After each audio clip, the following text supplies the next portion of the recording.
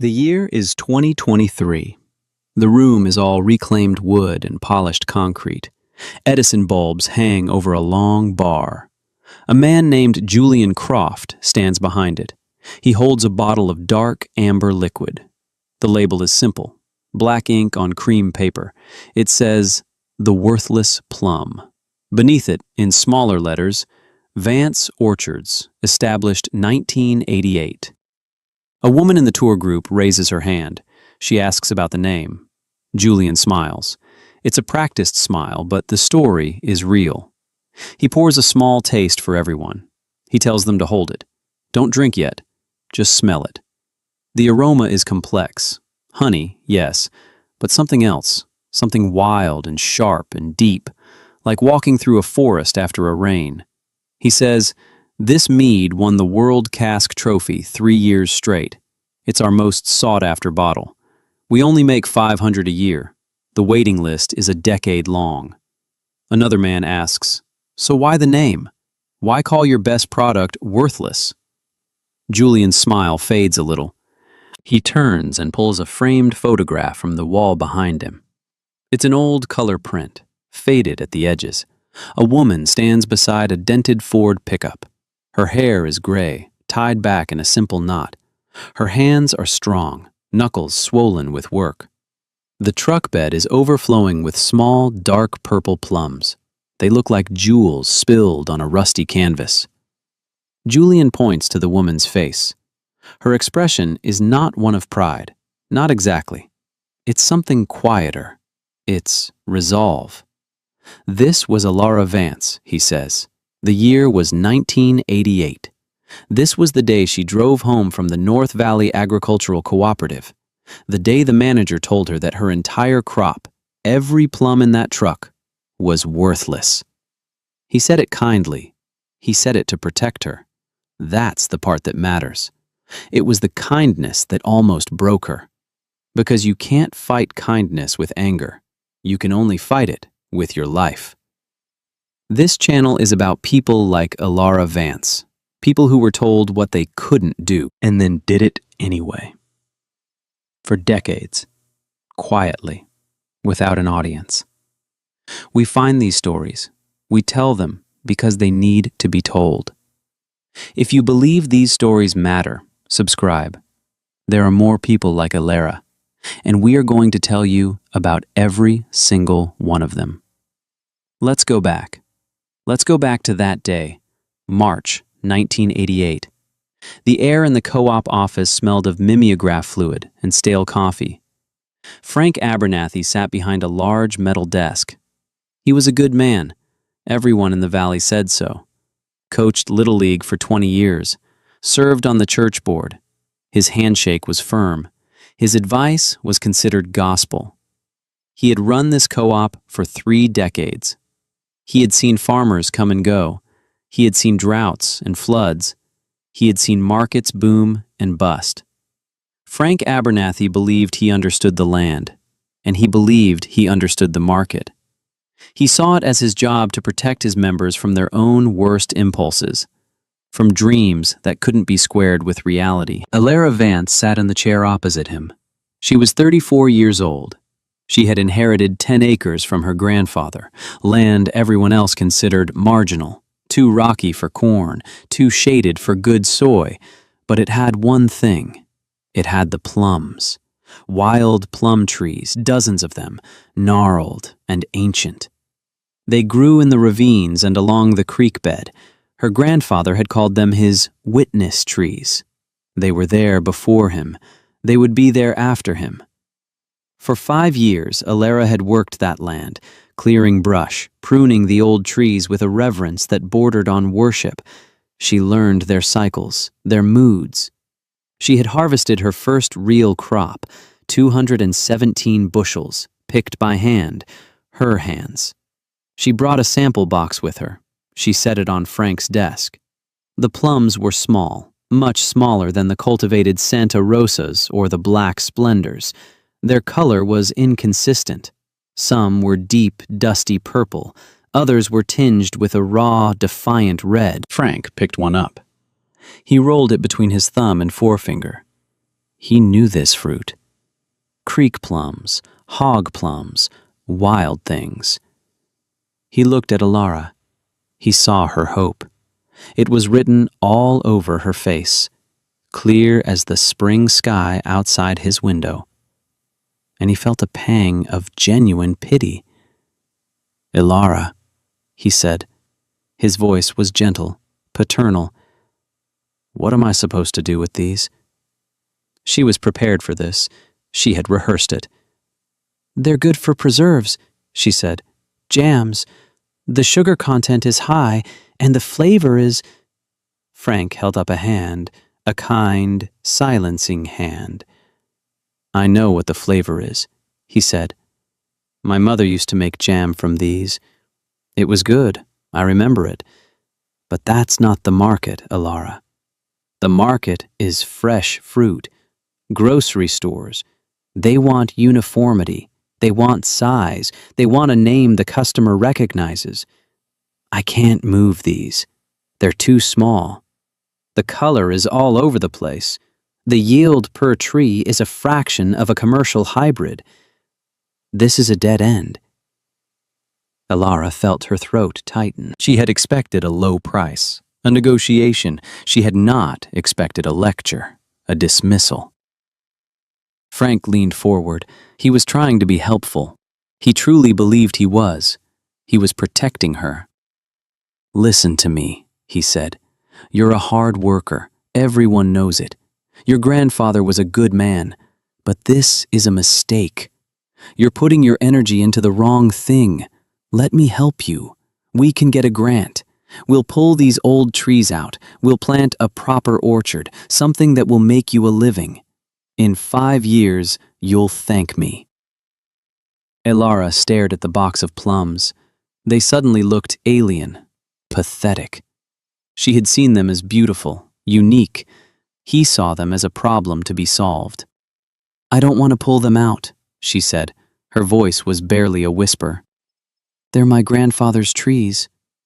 Frank sighed, the patient sigh of a man dealing with sentiment. "Sentiment doesn't pay the bills, Alara. I can't sell these as fresh fruit. The cannery won't take them because of the pit size. The best I can do—" He paused, did some math on a notepad. "The best I can do is offer you pectin price, 3 cents a pound." He slid the notepad across the desk. The number was an insult. It wouldn't even cover the cost of her gasoline to get here. He saw the look on her face. He misinterpreted it as disappointment in the price. He didn't see the deeper wound. "Alara, I'm not trying to cheat you," he said. "I'm trying to be honest. In the open market, these plums are worthless." The word hung in the air. Worthless. It was a judgment not just on the fruit, but on her work, her land, her grandfather's legacy. He delivered it with such calm, such reasonable certainty. That was the poison in it. It wasn't cruelty. It was something worse. It was pity. Have you ever been told you can't do something? Not by an enemy, but by a friend. By someone who genuinely believes they are saving you from yourself. Their certainty is a wall. You can't shout it down. You can't argue it away. It leaves you with only one option, a long, quiet, lonely one. Let us know in the comments if you've ever faced that wall, because what Alara did next is a lesson in how to build a door. She stood up. She slid the box of plums back into her crate. She didn't argue. She didn't cry. She looked Frank Abernathy in the eye. "Thank you for your time," she said, and she walked out. She walked through the loading dock, past pallets of perfect, uniform apples, past crates of identical-looking peaches. She got in her truck. The smell of the plums filled the cab, sweet and wild, the smell of failure. She drove the 30 miles home. The whole way that word echoed in her head. Worthless, worthless, worthless. She pulled into the yard of the small farmhouse. Her father was on the porch. He was a quiet man. He had lost his own farm in the crisis of the early 80s. The bank had taken everything. Everything except this last rocky 10 acres that nobody else wanted. He had retreated into a world of books and silence. He saw the look on her face. He didn't ask what happened. He knew. He just waited. Ilara got out of the truck. She walked over to the porch and sat on the steps. She didn't say anything for a long time. Then she finally spoke. He said they were worthless. Her father nodded. He looked out at the land, at the gnarled trees silhouetted against the evening sky. He stood up, walked to the truck. He reached in and took a plum. He bit into it. The juice ran down his chin. His eyes closed for a moment. He was tasting more than fruit. He was tasting memory. He walked back to the porch. He sat down beside his daughter. He put his hand on her shoulder, a hand calloused from a lifetime of work that had, in the end, come to this: 10 acres of someone else's failure. When the bank took our place, he said. His voice was rough, like stones in a riverbed. They took the combines. They took the big barn. They took 400 acres of prime bottomland. They took everything they could put a price on. He held up the half-eaten plum. They didn't take this. They didn't take the dirt. They told my father this soil was worthless too, good for nothing but pasture and scrub oak. He looked at his daughter, really looked at her. The dirt is enough, Ilara. He said it so quietly. It was not a battle cry. It was a statement of fact. The dirt is enough. It was the truest thing she had ever heard. That night she didn't sleep. She sat at the kitchen table. Her grandmother's old recipe books were spread out before her. The pages were stained and brittle. The handwriting was a looping, elegant script from another time.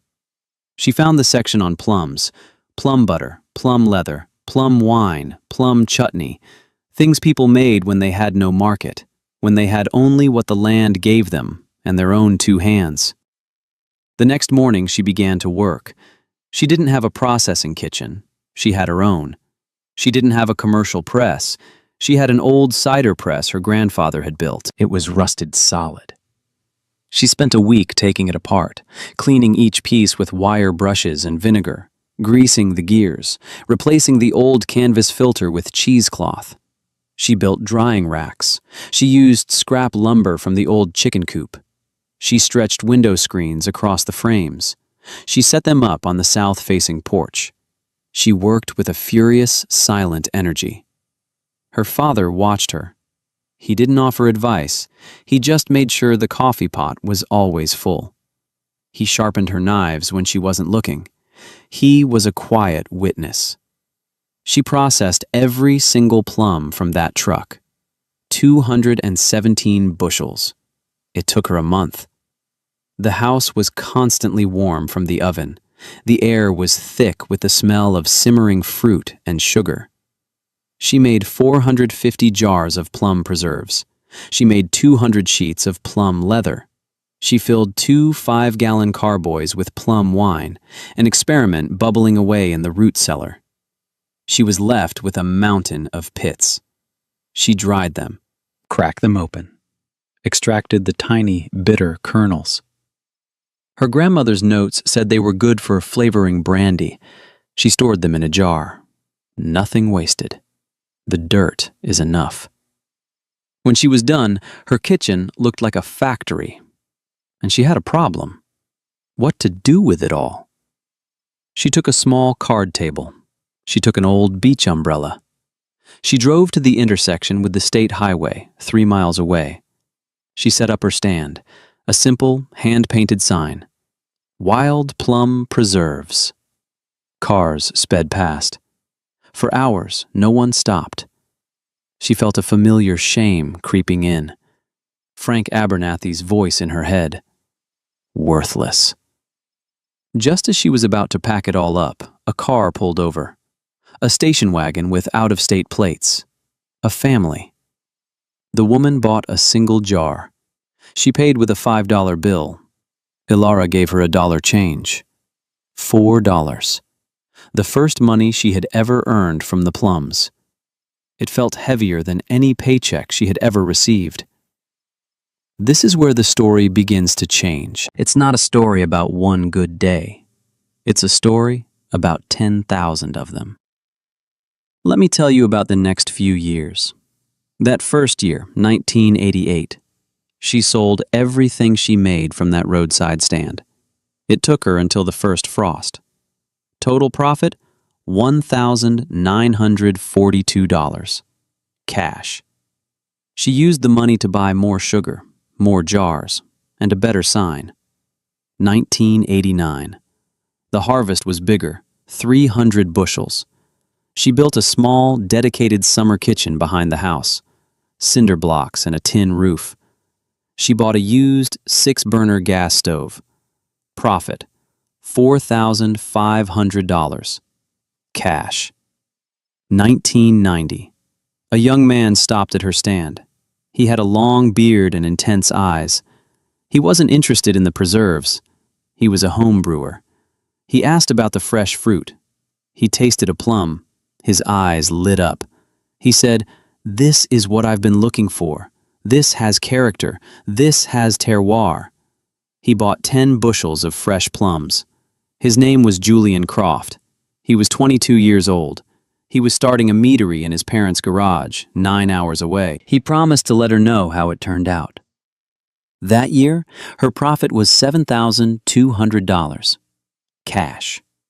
She bought the 5-acre parcel next to her land. It was considered as worthless as her own. She paid for it in cash. Frank Abernathy heard about the sale. He shook his head, told a friend at the coffee shop, "Poor girl is just throwing good money after bad." He was concerned. He was still trying to protect her. The witness who watches from a distance. He saw her working that new land, not plowing it, but planting. She was taking cuttings from her grandfather's trees, grafting them onto wild rootstock. She was building an orchard of worthless plums. It seemed like madness. By 1995, her orchard had 200 producing trees. Her harvest was 1,000 bushels. The roadside stand was now a permanent structure, a small, neat shed. She sold her own goods and the goods of 2 other women in the county, one who made artisanal cheeses, another who baked bread. It was a micro-co-op, born of exclusion from the big one. Julian Croft came back every year.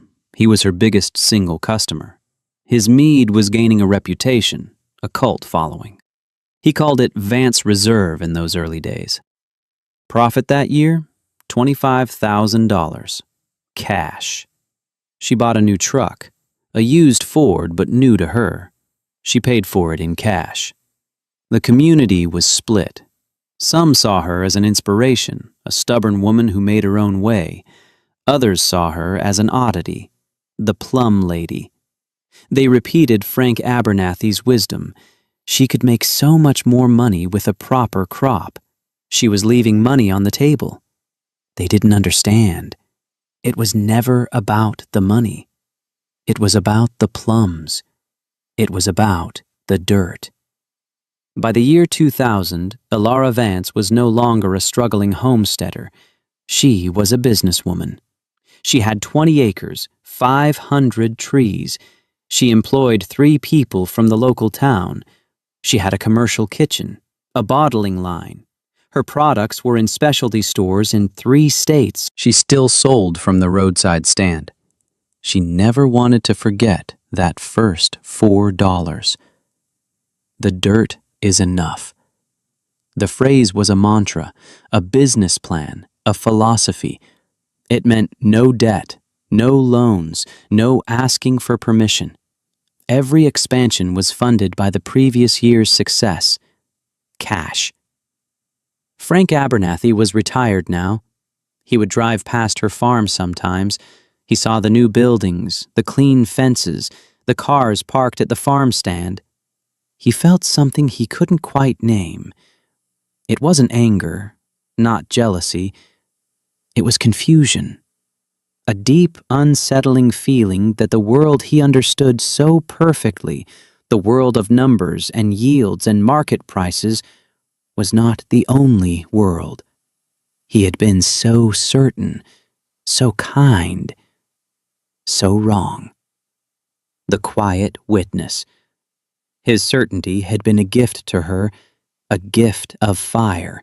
It had forged her. But that's not the end of the story. Because this is where it becomes about more than just one woman and her plums. This is where it becomes a legacy.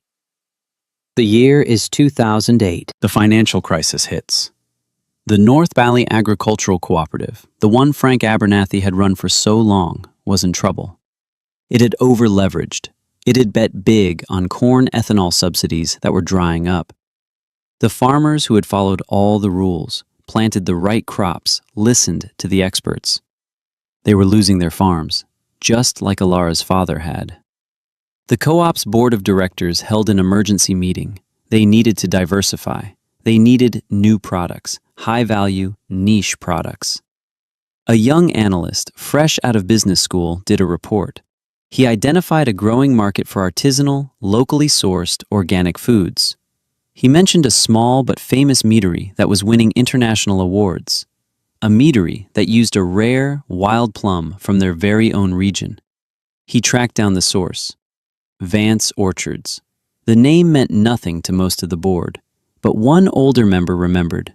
Isn't that old man Vance's granddaughter? The one who took over that worthless piece of land up on the creek. The young analyst presented his proposal. The co-op should approach Vance Orchards, offer them an exclusive contract, a premium price. They could brand the plums, create a whole product line. It would save them. The board assigned the task to their newest, most ambitious buyer, a young man named Ben Carter. Ben was excited. This was his chance to make a name for himself. He drove out to Vance Orchards. He was impressed by what he saw, the neat rows of trees, the pristine processing facility, the bustling farm store. This was a serious operation. He found Alara Vance in a greenhouse, tending to seedlings. She was in her 50s now. Her hair had more gray. Her hands were the same, strong, capable. Ben introduced himself. He launched into his pitch. He spoke of market trends, of synergy, of the mutual benefit of a partnership. He offered her a price per pound that was 50 times what Frank Abernathy had offered her 20 years earlier. Alara listened. She did not interrupt him. She just watched him. Her gaze was unnerving. It was not hostile. It was ancient, like her trees. When he was finished, the greenhouse was silent, except for the sound of bees. She wiped her hands on her apron. "Come with me," she said. She led him from the greenhouse to a small, clean office. The walls were lined with books, not business books, books on botany, soil science, history. She sat behind a simple wooden desk. She gestured for him to sit. She said, "I was in your office 20 years ago, March 1988. A man named Frank Abernathy was the manager.